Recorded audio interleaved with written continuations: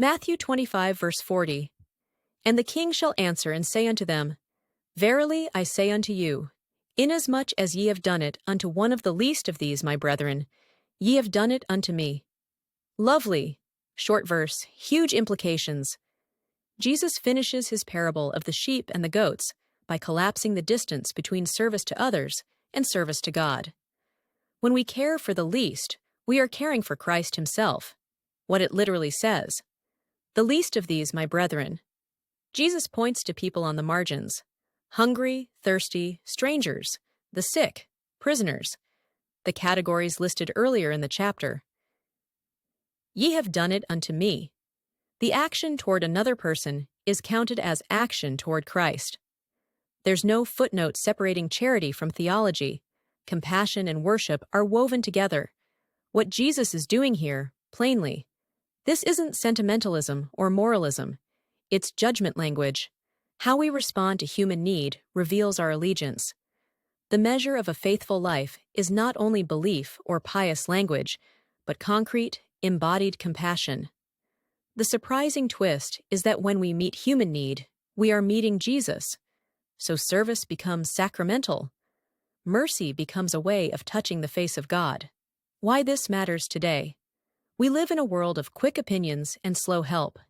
It's easy to post a hot take or sign an online petition and call it a day. Matthew 25:40 pulls us back to embodied action.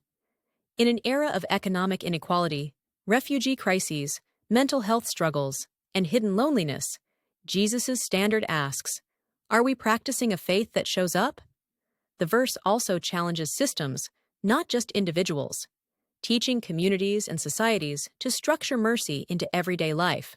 Practical, non-preachy ways to live this out. Notice who's invisible. Start with your daily path. The person overlooked in the office, the elderly neighbor, the single parent at school drop-off. Small acts, steady rhythm. Bring an extra sandwich, offer a listening ear, volunteer regularly rather than sporadically. Consistency matters. Change language. Say, our homeless neighbor, instead of the homeless. We humanize by relationship. Advocate as worship. Support policies and organizations that reduce suffering.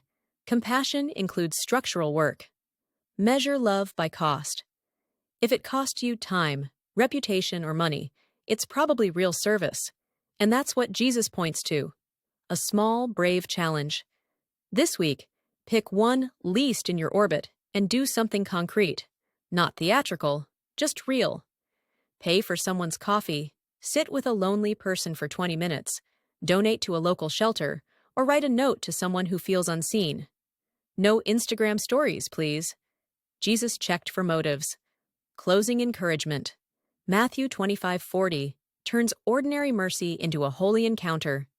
You don't have to solve every problem. You only need to start showing up where you are. Each small, faithful act is not just charity, it's worship.